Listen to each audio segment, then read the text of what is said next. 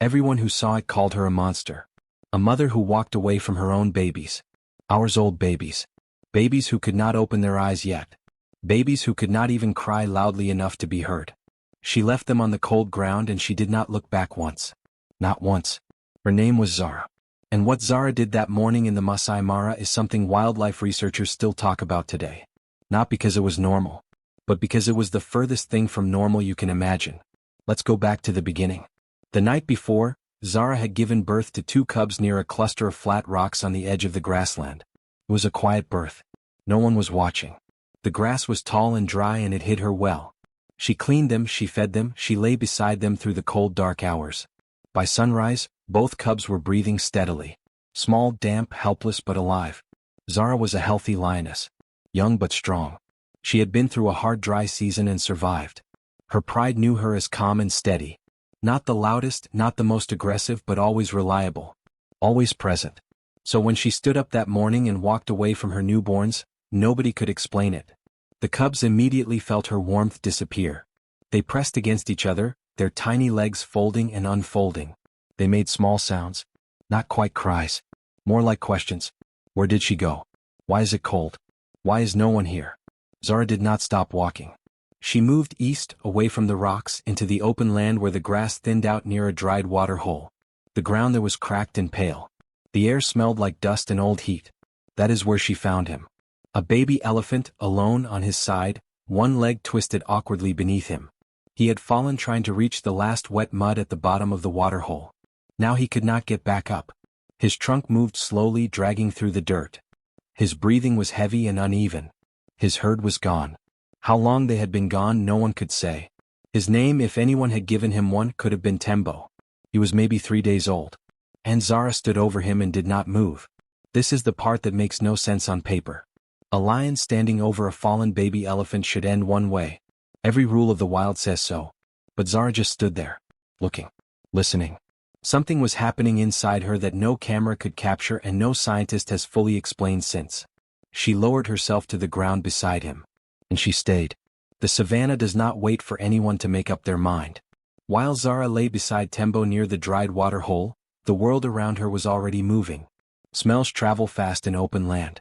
A fallen animal, a fresh birth, blood and milk in the air. These are not things that go unnoticed for long. 3 hyenas appeared on the ridge to the west. They did not rush. They never rush at first. They walked in a loose line, heads low, reading the ground, reading the wind. They already knew 2 things. There was a newborn somewhere to the north. And there was something large and weak near the water hole to the east. 2 meals. One morning. They split up. One moved toward the water hole. 2 moved toward the rocks where the cubs were hidden. Zara heard none of this. She was too far away. The wind was blowing the wrong direction. And she had not moved from Tembo's side. Back at the rocks, the 2 cubs had gone quieter. Not because they were okay. Because they were getting cold and tired. Newborns that age cannot regulate their own body heat. Every hour without their mother was pulling them down slowly. They were still alive, but they were fading in the way that small things fade when the world stops paying attention to them. The 2 hyenas slowed as they got closer. They could smell the cubs now.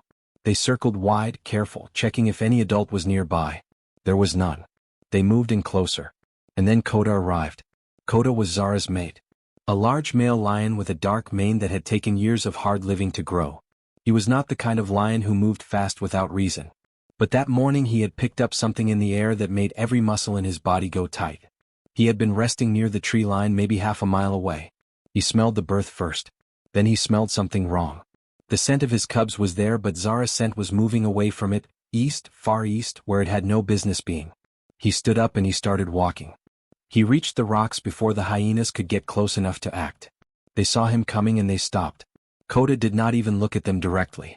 He just kept walking toward the cubs with the kind of quiet certainty that makes other animals step back without being told. The hyenas retreated. Slowly, then faster. Koda reached the cubs and stopped. He stood over them for a long moment. He lowered his head and smelled them carefully. Both alive. Cold but alive. He looked north, then east, following Zara's scent trail with his nose. His jaw tightened. He did not understand what she had done. But he understood what was in front of him right now. 2 lives that needed him immediately. He lay down around them and pulled them close with his massive body. And then he lifted his head east again toward wherever Zara had gone, and something shifted behind his eyes. He was going to find out. Kota stayed with the cubs until the sun had fully risen. He did not sleep. He did not eat. He just lay there warm and still, letting their small bodies absorb his heat. Every few minutes he would lift his head and scan the land around him. The hyenas were gone, but the smell of them was still close enough to keep him alert. When both cubs had steadied their breathing and pressed themselves fully into his side, he made a decision.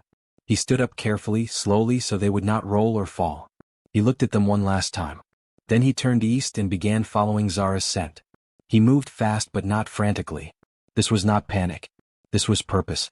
His paws pressed into the dry grass with a kind of controlled weight, the way a lion moves when it has already decided something and just needs to reach the place where it acts on that decision. The land changed as he moved east. The grass got shorter. The ground got harder. The air lost its green smell and picked up dust and something older, like water that had dried up seasons ago. He was getting close to the waterhole. Then he saw her. Zara was still on the ground beside Tembo. The elephant calf was breathing but had not moved much. Zara had her head up, watching the open land around them. She looked exhausted. Her sides were still carrying the weight of the birth from the night before. Her eyes were moving constantly, checking every direction. Kota stopped. He stood at a distance and just watched. He needed to understand what he was seeing before he got any closer. A lioness next to a baby elephant is not something the brain accepts immediately. He looked for signs of a hunt. There were none.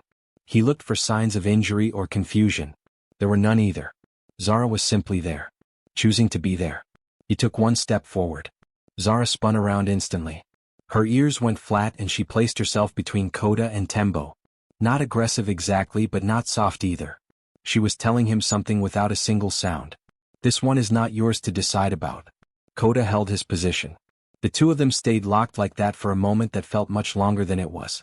Two animals who knew each other completely, suddenly looking at each other like strangers trying to find familiar ground.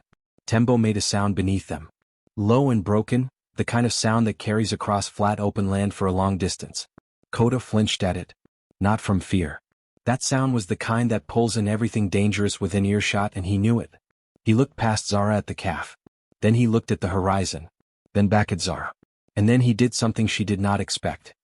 He turned and walked away from both of them. Not back toward the cubs. Not toward safety. Into the open land. Deeper into the savannah. Alone. Zara watched him go and had no idea what he was doing. Neither did anyone watching. Kota was not running away. He was tracking. The elephant herd had passed through this part of the Mara 2 days ago.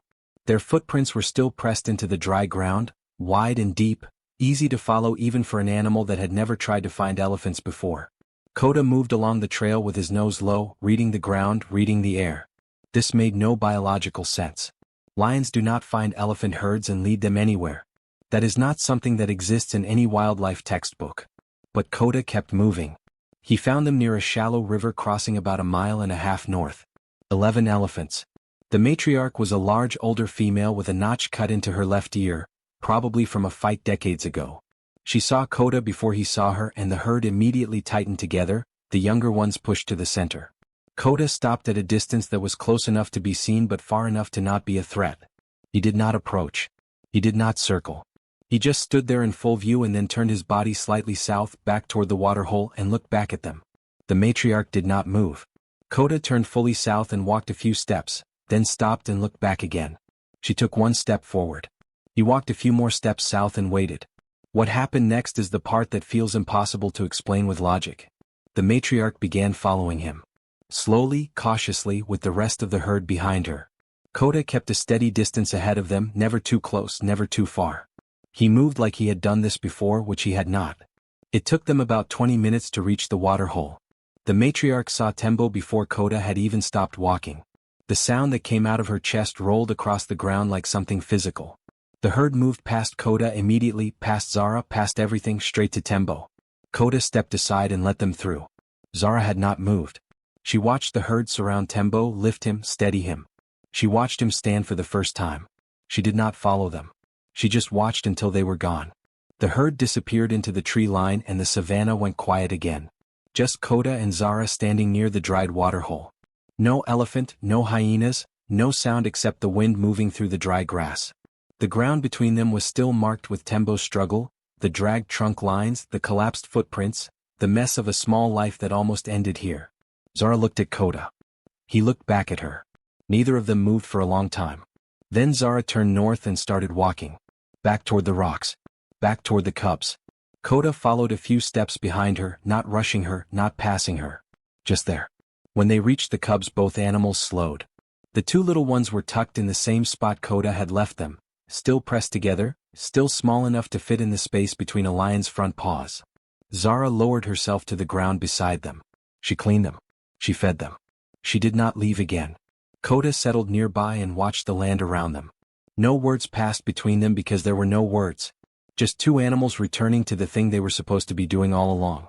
But something had moved between them in those hours that could not be put back the way it was before. Zara had made an impossible choice and Kota had made an equally impossible one. Neither of them had chosen the easy thing and somehow both choices had worked. The cubs survived. Tembo survived. The herd came back. None of that happens if Zara stays at the rocks. None of it happens if Kota returns in anger. Every single good outcome that morning came from one decision. The decision to pause before reacting. To look at a situation and ask what is actually needed here instead of just doing what feels automatic. The savannah went back to being the savannah. Hard, dry, indifferent. But something had happened in it that day that did not follow the usual rules. People spend their whole lives trying to learn what Kota figured out alone on that dusty ground. That sometimes the bravest thing you can do is walk toward the problem instead of away from it. Even when nobody asked you to. Even when it makes no sense. Even when you are the only one who does.